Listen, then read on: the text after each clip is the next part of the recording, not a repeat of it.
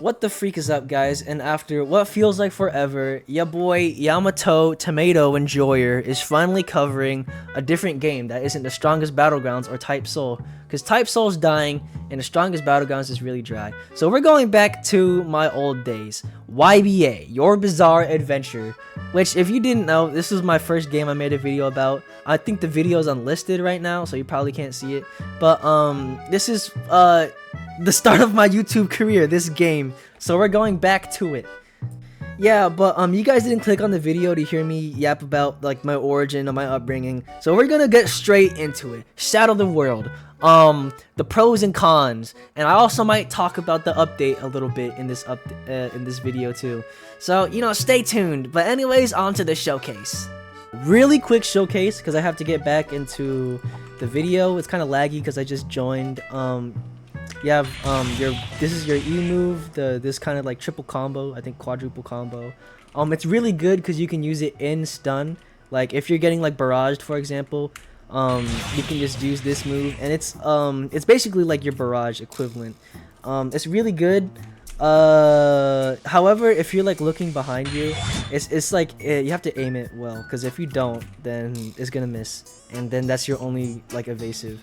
But that's not the only strength Shadow the World has. This is your arm move, your heavy chop. It's unlike a barrage finisher where it ragdolls you. It kind of stuns them for a little bit, so maybe you could do like you could land like a few M1s after that or something if they don't bug out. Here's your T move. Like the world variant, it's knives, but actually you throw 5 of them. I don't want to wait for the cooldown, but onto the next move, we're gonna need an attacking dummy because it's actually a counter. So actually, yeah, let me showcase the knives again. So you can see you throw 5 of them instead of the usual 3 that the world variants have. This is the counter. It does like a 32 damage raw, which is pretty good. Doesn't ragdoll them, and even though it's not frame 1, it's still a really good counter because you can, like, if you're quick enough, you can maybe land like a few M1s, a move or something. But yeah, the next move we have punishment. 30 damage, makes them bleed.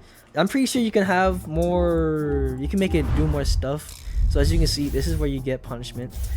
Impale 1, punishment down deals bleed damage, which is what I have it up to. Punishment 2, you can increase the bleed damage and how long it lasts. And then the final upgrade makes it deal more damage to people under 50% health, which I don't know by how much, but if it already does 30 damage plus bleed, that's pretty good damage. I think next move we have time skip. Pretty basic. Every stand that has the ability to like alter time has this, besides maybe Killer Queen. Your X move is kind of unique. I've never seen this in any stand. It's called time switch. 10-second cooldown. You swap the positions between you and your opponent. It's kind of like kind of buggy because sometimes like you have to aim it. It's like Skull Crusher. You have to aim at them, and sometimes even if you're aiming at them, it doesn't work. Like they could be standing still and it doesn't work. But if I want to switch with this guy, we just swap positions. It's not really like powerful, but I guess it's like a cool addition to Shadow the World, because Dio's done this like a bunch of times, so I guess it's pretty cool. And on to the last move, Time Stop, the one that everyone has been waiting for, like Zawardo. In Time Stop, your knives have no cooldown. As you can see, I just spammed 3 of them. However, it is very short, so use it wisely. Yeah, see, the cooldown was 12 seconds before, but in Time Stop, it was nothing. Also, showcase the skill tree a little bit. If you go Vampire, you get this little passive thing down here. Gain blood when successfully landing at M1. So the more tiers you upgrade it, the more blood you get per M1. And I'm also pretty sure you get time stop resist. I don't know where it could be. You have time stop resist, but it's very like short. Like you can like barely do anything. You have to like, you get to move for like a quarter of a second, and then it ends. That was like a pretty good combo. That does like a big chunk of their health. And also, I think I'll showcase this. You have the I think you have the highest M1 speed and the M1 range in the game. Like as you can see, this guy's just not hitting me. Like I could be right here, but I'm hitting him. And also, let me just out M1 him real quick. Yeah, I have the fastest M1s and I have the most range out of any stand in the game, by the way. Not just standless like this goon here. But yeah, Shadow of the World is pretty cool. Yeah, but that was the showcase, guys. Me personally, I think this stand is really strong if you give it to the right person. It's more of like a combo based stand, so you can't really just like go around throwing around moves. But it's really strong if you know what you're doing. You can do up to like half their health with just like a few keys because it's that strong. And you just like all of your moves do bleed damage. Like I don't think there's a single move that doesn't do bleed damage on Shadow of the World. But just because it seems this good doesn't mean that this stand also doesn't have its cons. So I'm also going to show the bad things about this stand. Okay, I probably did like a bunch of re-recordings, but this is why Shadow of the World is bad. No more extra yapping. Just reset his posture real quick. Shadow of the World is bad because of this. As you can see, 0 guard breaks. And you might be telling me, oh, why don't you just use a spec like with a guard break? Or well, because there's like a whole tree in Shadow of the World that's like, oh, if you use Vampire, you get this, which is it's like Hermit Purple, where you get the fire on all your moves. But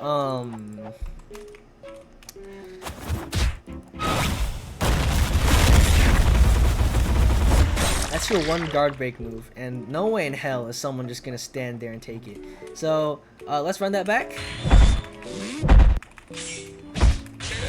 They made a stand with no guard breaks. Yeah, so those were the cons of Shadow of the World. Why they decided to make a stand with absolutely 0, nada guard breaks. I have no idea. I mean, why would you rather play this stand when you can play like King Crimson with the Impale? I think it's just ridiculous. Cause like, how does like the pre-evolved version, how does the default version of the world have a guard break version? The World Over Heaven has a guard break, and this doesn't. Like, just give it 1, man. I shouldn't have to use my M2 key to have to guard break someone. Like, that's so dumb. And don't give me the excuse of like, oh, just use a different spec. There's a whole like skill tree thing that like what if I just want to play Vampire, man, with Shadow of the World, and I don't have a guard break. I can't do anything. They just hold up the whole game, and I can't do shit. Yeah, but anyways, I think it's going to be pretty fitting if I put like all the pros and cons of this stand at the end of the video. So anyways, here are the pros. You have the highest M1 range in game. You have the highest M1 speed in game. You have the best barrage / evasive in game. You have the fastest time stop. You have the best knives, which also have 0 cooldown and time stop.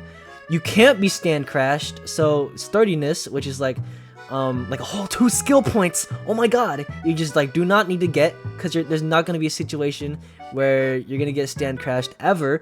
And on top of that, if you're a vampire, you gain blood every M1, which basically makes your regen like infinite. But anyways, guys, on to the cons. Now, the one you are probably already expecting, no guard breaks. And also, on a kinda related note, Vampire also has 0 guard breaks. So if you really feel like playing Shadow of the World Vampire one day, good luck trying to break someone's block. You have the shortest time stop in the game, which, you know, despite it having the fastest startup, it lasts like 2 seconds. So good luck trying to throw your knives.